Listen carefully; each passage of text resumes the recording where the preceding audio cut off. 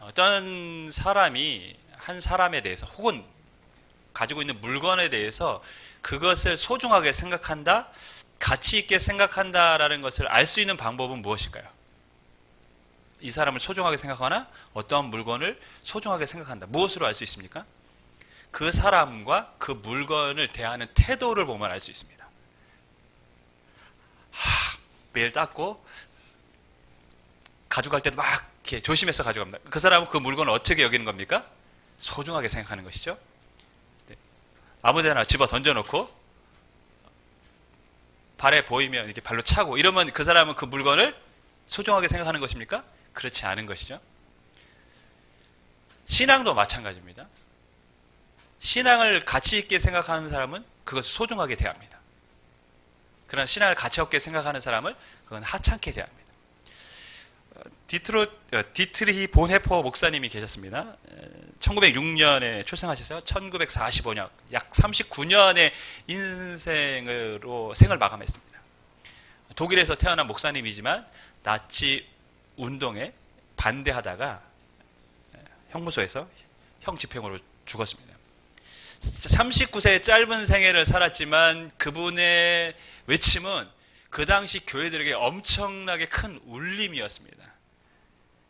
그때 보네포 목사님은 교회들을 향해서 값싼 은혜를 가르치고 있다고 말했습니다.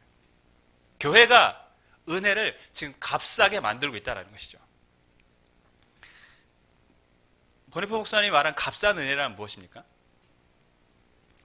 그리스도를 따름이 없는 은혜, 그리스도의 십자가를 지고 고난을 지지 않는 은혜, 제자로서의 삶이 없는 은혜는 값싼 은혜라는 것이죠. 종교개혁자들이 오직 믿음으로 구원을 얻는다고 진리를 선포했습니다. 굉장히 큰 가르침이고 귀중한 진리였습니다. 하지만 교회가 그것에만 사로잡혀 있었습니다. 구원을 얻은 다음에 그 뒤에 있어야 될 성도들의 삶에 대해서 중요시 않게 생각하게 됐어요. 그래서 보네포 목사님은 값싼 은혜다. 그리스도는 우리를 위해서 십자가를 지시고 죽으셨는데 교회가 그 뒤에 있어야 될 성도들의 삶에 대해서는 간과하고 있다. 그래서 우리는 지금 값싼 은혜를 지금 만들고 있다. 이렇게 말했던 것이죠. 20세기 초 보네포 목사님이 말씀하신 값싼 은혜는 실은 오늘 한국 교회가 들어야 될 이야기 아닙니까? 수많은 안 좋은 일로 구설수에 오르면서 언론에 오르내리고 있는 이 한국 교회는 정말 주님이 주신 은혜를 값싸게 만들고 있지는 않은지 되돌아봐야 될 시간이 되었습니다. 여러분은 지금 어떻게 신앙생활을 하고 계십니까? 오늘 한국 교회가 실은 은혜를 값싸게 만든 건 사실입니다.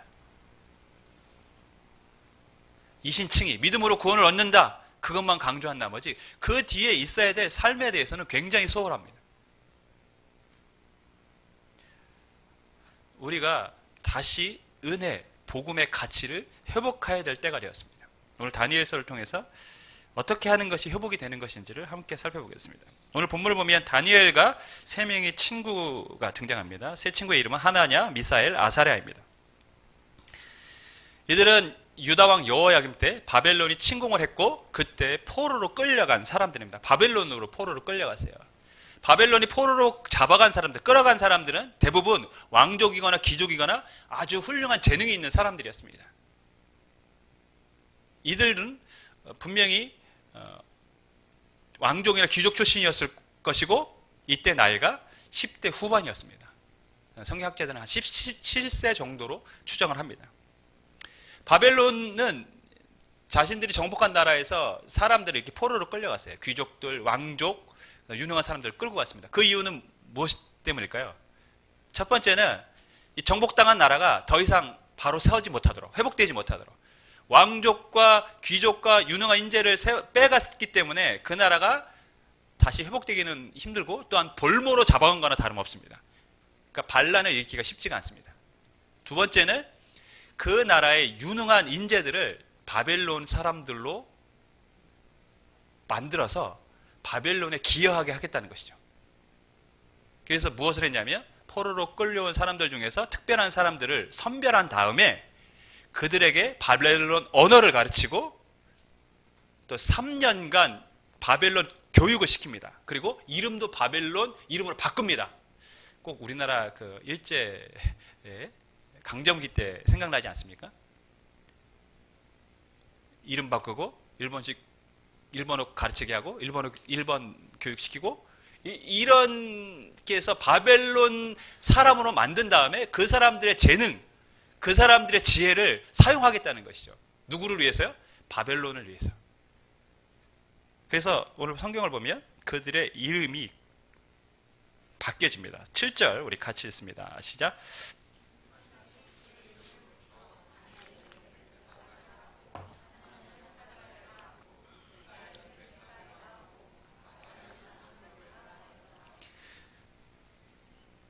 다니엘은 하나님은 나의 심판자, 재판장이십니다는 뜻입니다.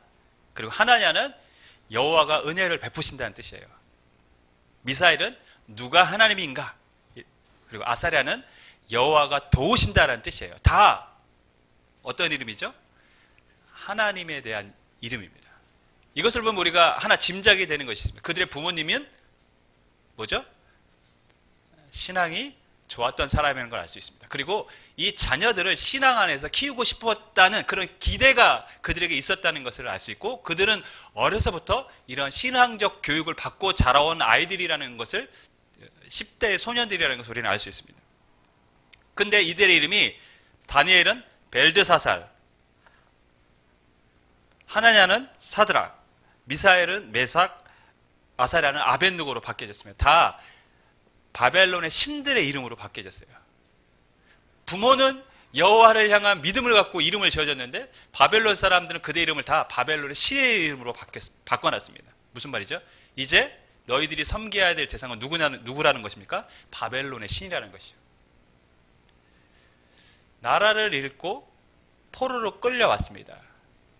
굉장히 슬픈 일입니다. 그런데 다른 측면에서 보면 이들에게는 엄청난 기회가 주어졌어요. 포로로 끌려온 사람 중에 소수가 선택을 받았고 그 중에서 왕 앞에 나아갈 기회가 주어졌고 거기서 선택을 되면 인생이 달라지는 겁니다. 바벨론이라는 제국의 관료가 돼서 인생이 달라질 수 있어요. 부귀 영화를 누릴 수 있는 기회가 그들에게 주어진 것입니다. 지금 다니엘이 그리고 세 친구가 그러한 상황에 있는 것입니다. 예를 들면 슈퍼스타 K 같은 거 하면 전국에서 이제 뭐 예선을 하잖아요. 예선에서 뽑힌 사람들이 1차 심사를 합니다. 그리고 그 1차 심사에 뽑힌 사람들이 중에 50명이 뭐 슈퍼 위크라고 해서 합숙하면서 거기서 또 뽑히고 그 중에서 10명만이 이제 탑 10에 들어서 이제 경연을 합니다. 다니엘과 세 친구는 지금 어디까지 온 겁니까? 슈퍼 위크까지 온 거예요. 거기서 나중에 탑 10에 들면 스타가 되잖아요. 여기서 이제 왕의 선택을 받으면 인생이 달라지는 겁니다. 엄청난 기회입니다. 여러분에게 이런 기회가 주어진다면 여러분은 어떻게 하시겠습니까? 이 기회를 어떻게 해서든지 잡아야겠죠. 어떤 방법을 동원해서든지 잡아야 될 것입니다. 그런데 다니엘은 놀랍게도 그렇게 하지 않았다는 것이죠. 8절 말씀 같이 읽습니다. 시작.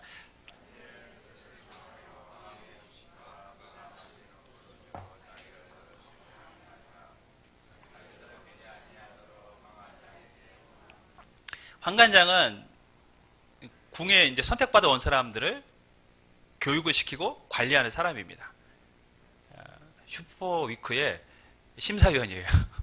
잘 보여야 됩니다.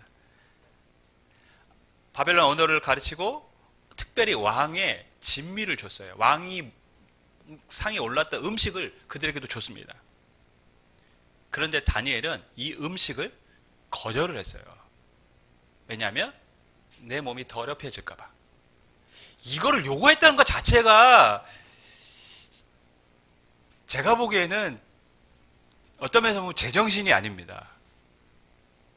왕에게 바쳤던 음식을 그들에게 줬는데 그 음식 먹으면 더러워진다고 하면 왕은 지금 더러운 음식을 먹고 있다는 얘기입니까? 어떤 식으로 해석하면 지금 다니엘과 그 친구들은 죽어도 마땅한 말을 지금 한 거예요.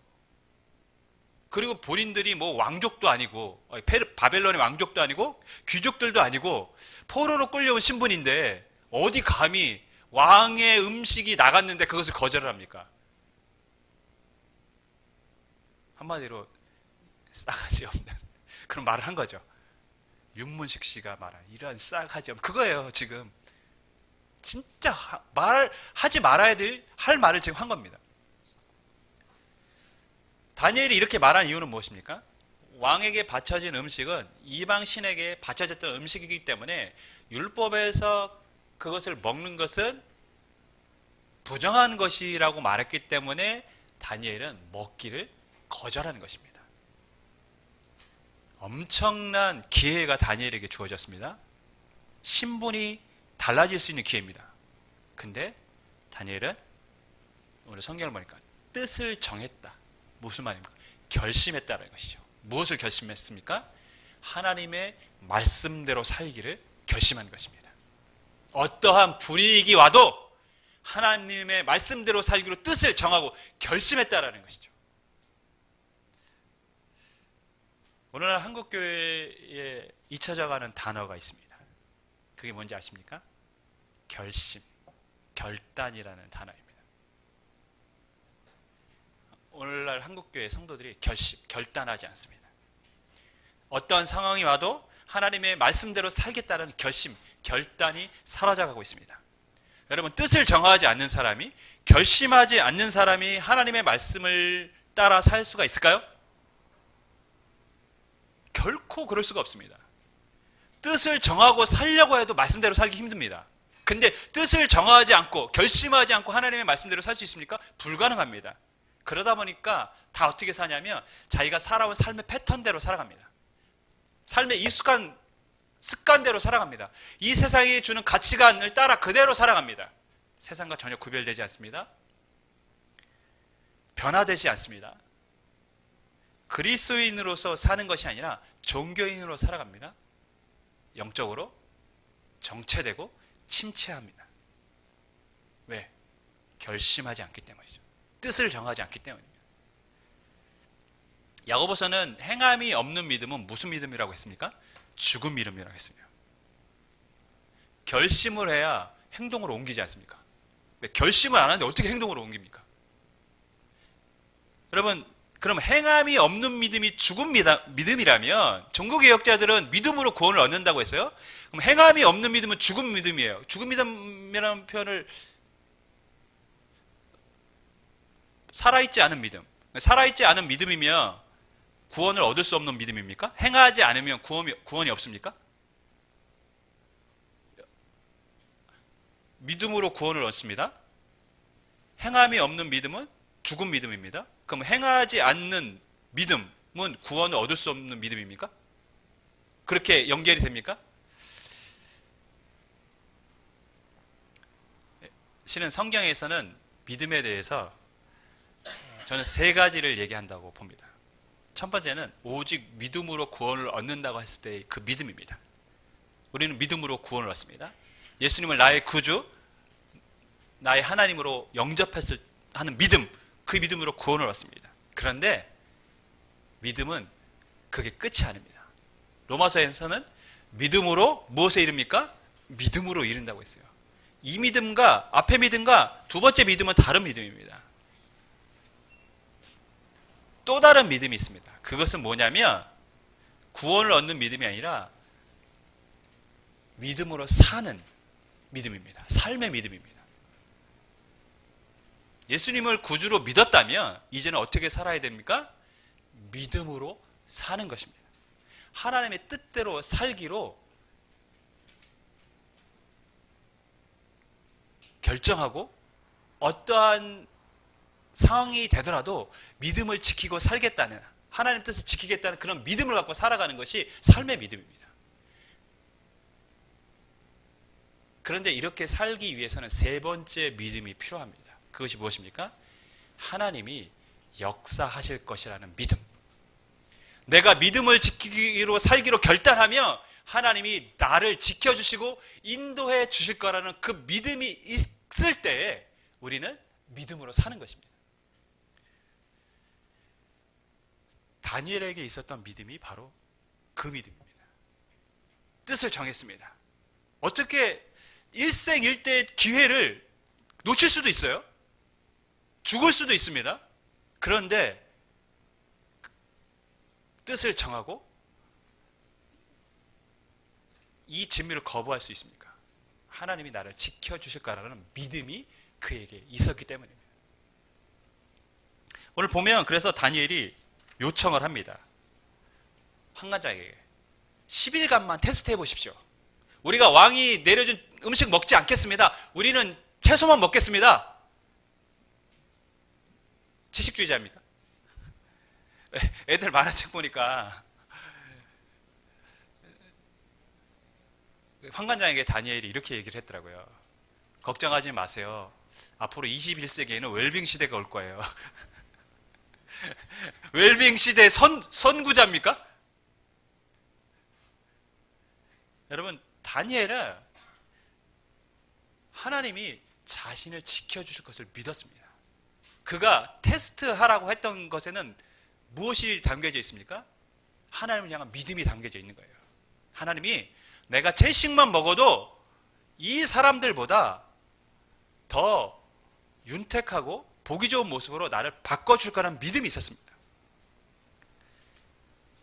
다니엘이 하나님을 믿었고 하나님은 그 믿음에 응답해 주셨습니다.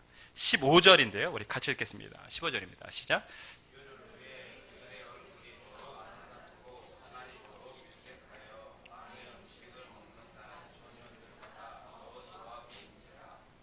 여러분, 어떻게 이럴 수가 있습니까? 섬유질만 먹은 사람이 단백질과 고른 영양, 탄수화물을 섭취하고 여러 가지 음식을 섭취한 사람보다 뭐 피부는 좋아질 수도 있다고 봅니다. 좀 빛이 날 수도 있겠지만 살이 더 윤택하게 될 수 있을까요? 더 살이 찔 수 있을까요? 제가 보기엔 그건 불가능한 일입니다. 물론 채식을 엄청나게 많이 해서 살이 찔 수는 있겠지만 성경은 지금 무슨 말을 하려고 하는 것일까요? 다니엘과 세 친구들이 왕의 진미를 먹은 다른 청년들, 소년들보다 더 보기 좋은 모습이 됐다라는 것은 웰빙이 주는 유익에 대해서 성경은 말하고 있는 것입니까? 이 모든 것이 하나님의 은혜였음을 성경은 우리에게 알려주고 있습니다. 9절인데요. 우리 같이 읽습니다. 시작.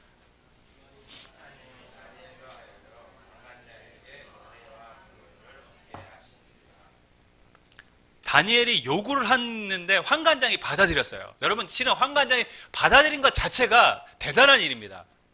아까 제가 말씀드린 것처럼 다니엘에게 야, 시키는 대로 해. 아쉬운 건 누굽니까? 환관장이 아니에요. 다니엘이에요. 너 하기 싫으면 가. 아니면 뭐 여러 가지 이유로 왕의 진미를 거절했습니다. 더럽다고 했습니다. 죽을 수도 있어요. 아쉬운 건 환관장이 아니라 다니엘입니다.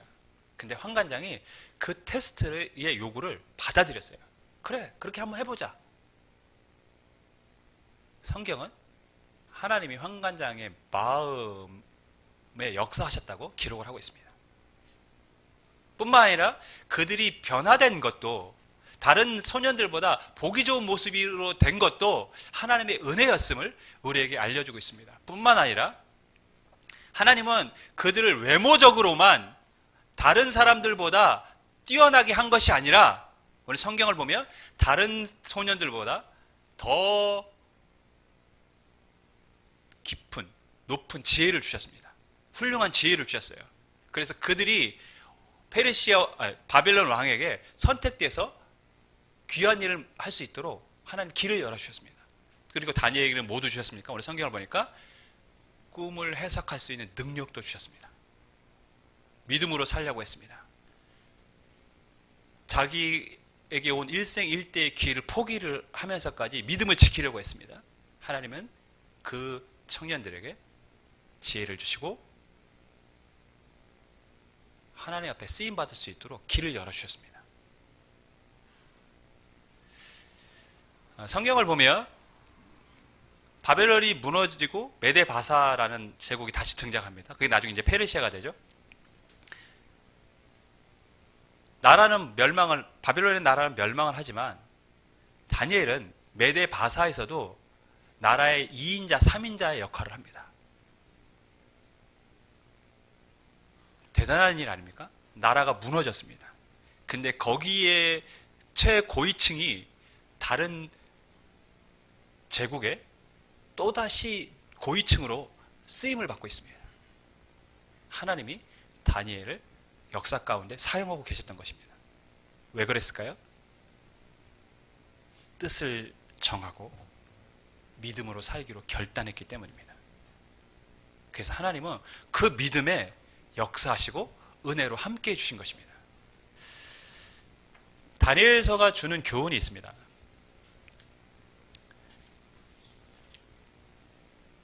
당시 나라들 사이에서 일어났던 전쟁은 나라 사이의 국가전이 아니라 신들의 전쟁의 대리전입니다. 무슨 말이냐면 나라마다 섬기는 신들이 있어요. 그 국가가 전쟁을 하는 것은 누가 전쟁하는 겁니까? 지금 신들이 전쟁을 하는 겁니다. 그래서 그 신 중에서 이긴 나라가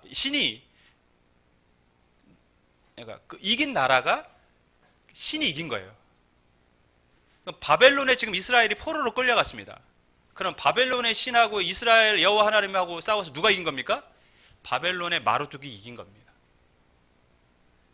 이스라엘 백성들은 지금 바벨론 땅에서 지금 가나안 땅에 남아있는 이스라엘 백성들은 엄청난 신앙적인 충격을 받고 살아가는 겁니다. 그들은 조상 때부터 여호와 하나님을 어떻게 배웠습니까? 천지를 창조하신 하나님으로 배웠어요. 유일하신 하나님이고 온 우주를 그리고 놀라운 역사로 그들을 구원하신 하나님입니다. 근데 그 하나님이 누구에게 졌습니까? 바벨론의 마르둑에게 졌어요. 충격적인 이야기입니다. 그들이 자랑했던 여호와의 성전은 완전히 무너져 버렸습니다. 하나님이 계신 것인가? 하나님은 정말 천지를 창조하신 전능하신 분이신가? 그분은 우리를 지키시는 분이 맞는가? 그런 신앙적인 회의와 의심이 그들에게 있었습니다. 당연히 흔들렸겠죠. 바벨론을 갔더니 엄청난 제국이에요. 마르둑의 성전은 솔로몬이 지은 여호와의 성전은 잽도 되지 않습니다. 엄청나게 큽니다. 거대한 신상이 마르둑의 신상이 있습니다. 여호와 하나님은 우상을 만들지 말라고 해서 어떠한 형상도 없어요.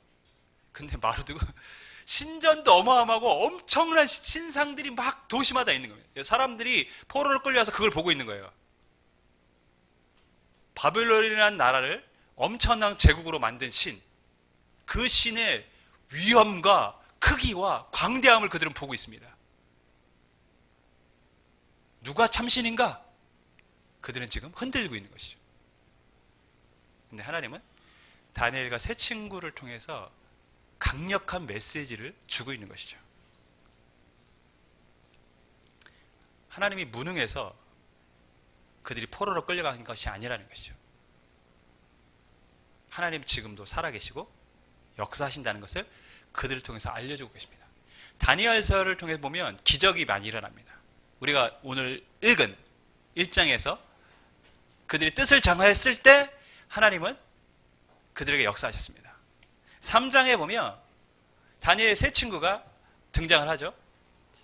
바벨론 사람들이 이 세 친구들이 잘 나가는 것을 시기합니다. 사람들이 늘 그래요. 시기하죠. 누군가 잘 나가면 시기합니다. 본토 사람도 아니고 포로로 끌려온 애들이 잘 나가니까 얼마나 배가 아프겠습니까? 그러니까 왕에게 이들의 신앙을 가지고 시험에 빠지게 합니다. 바벨론의 신들에게 나팔을 불 때마다 절하게 합시다. 만약에 절하지 않으면 다 풀무에 던져버립시다.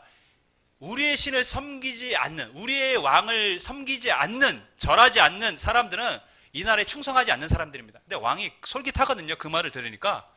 그렇게 하자 했어요. 근데 새 친구들이 나팔을 불 때 신상에게 절했을까요? 절하지 않았습니다. 근데 왕은 안타까운 거예요. 왜냐하면 재능이 많은 친구들이니까. 야, 너희들 왜 그랬어? 왜 절하지 않았어? 내가 기회를 줄 테니까 다시 해. 그때 이 세 친구가 왕에게 이런 얘기를 합니다. 왕이여, 우리가 섬기는 하나님이 계시다면 우리를 맹렬히 타는 풀무불 가운데에서 능히 건져내시겠고 왕의 손에서도 건져내시리이다. 그렇게 하지 아니하실지라도 왕이여, 우리가 왕의 신들을 섬기지도 아니하고 왕이 세우신 근신상에게 절하지도 아니할 줄을 아옵소서. 대단한 믿음의 고백이죠. 하나님이 살아계시다면, 그들은 2% 했지만 그들에게는 확신을 가진 것이죠. 하나님이 살아계시기 때문에 우리를 지켜주실 것입니다. 하지만 우리가 설령 풀무에 던져서 죽게 될지라도 우리는 하나님의 말씀을 따라 살겠습니다. 결단한 것이죠. 결심한 것입니다. 우리가 결과를 알고 있습니다. 하나님은 그 극렬히 타는 풀무불에서 그들을 지켜주었습니다. 또 다른 이야기가 나옵니다. 다니엘을 시기한 사람들이 등장하죠. 다니엘이 날마다 기도하는 것을 보면서 이방신에게 기도하는 것을 금지시켜버립니다. 이방신에게 기도하면 사자굴에 던지겠다는 칙령이 반포가 됩니다. 근데 다니엘은 그 사실을 알았어요. 근데 다니엘은 늘 습관을 따라 예루살렘을 향해서 날마다 3번씩 기도했습니다. 사자굴에 던져질 줄 알면서도 기도를 했어요. 하나님이 자신을 지켜주실 것을 믿었고 하나님께 기도하는 것이 너무 중요하다는 것을, 그의 인생에서 제일 중요하다는 것을 그는 알고 있었기 때문입니다. 어쩔 수 없이 왕이 사자굴에 던졌어요. 다니엘을 아꼈지만 자신이 내린 명령이니까. 사자굴에 던지고 나서 왕이 그 다음날 뛰쳐갑니다. 다니엘아, 정말 너의 하나님이 너를 지켜주었느냐? 마음이 아파가지고 했는데 다니엘이 나 멀쩡합니다. 하나님이 나 지켜주셨습니다. 여러분, 오늘 우리가 읽은 이야기뿐만 아니라 다니엘에서 나타난 모든 기적들의 공통점이 있습니다. 그것이 무엇인지 아십니까? 그들은 하나님의 뜻에 살기로 뜻을 정했다는 것이죠. 하나님의 말씀대로 살기로 뜻을 정하고 결심하고 그것을 행동으로 옮겼다는 것입니다. 그리고 그 이면에는 무엇이 깔려 있습니까? 그렇게 살아갈 때 하나님이 나를 지켜주실 거라는 믿음이 그들에게 있었어요. 그렇기 때문에 그 믿음 때문에 그들은 결심하고 결단하고 행동으로 옮길 수 있었던 것입니다. 하나님은 그 믿음에 역사하여 주셨습니다. 실은 다니엘서가 주는 가장 강력한 교훈입니다. 왜 너희들이 포로로 끌려갔는 줄 아느냐? 그것은 첫 번째, 하나님을 향한 온전한 믿음이 흐트러졌기 때문입니다. 바알을 섬기고 다른 우상을 섬겼다는 것. 첫 번째 믿음, 그 믿음이 없어졌습니다. 사라졌습니다. 그리고 무엇도 없습니까? 하나님을 향한 두 번째 믿음도 없습니다. 믿음으로 살아야 되는데 믿음으로 안 살아요. 하나님 뜻대로 안 삽니다. 자기 하고 싶은 대로 살아갑니다. 두 번째 믿음도 없었어요. 그리고 세 번째 믿음도 없었죠. 하나님이 나를 지켜줄 거라는 믿음도 없었어요. 그들은. 결국 그들이 바벨론의 포로로 끌려간 것은 하나님이 무능해서도 열등해서도 아니라 하나님을 향한 믿음이 그들에게 없었기 때문이었음을 하나님은 알려주고 계신 것입니다. 여러분, 값싼 믿음, 값싼 은혜, 값싼 복음, 왜 이렇게 됐습니까? 여전히 우리가 이 첫 번째 믿음에 머물러 있기 때문입니다. 구원으로 믿음을 얻는다. 믿음으로 구원을 얻는다. 큰일 날 뻔했습니다. 믿음으로 구원을 얻는다. 거기에 머물러 있습니다. 믿음으로 구원을 얻었습니까? 이제 믿음으로 사는 것입니다. 뜻을 정하는 것입니다. 결심하는 것입니다. 어떠한 불이익이라도 하나님의 뜻대로 살겠다. 결심하는 것입니다. 그러면 그때 하나님이 지켜주실 거라는 믿음을 갖는 것이죠. 그럼 하나님이 역사하여 주실 줄 믿습니다. 하나님은 이 이방 땅에서 다니엘과 세 친구들을 쓰셨습니다.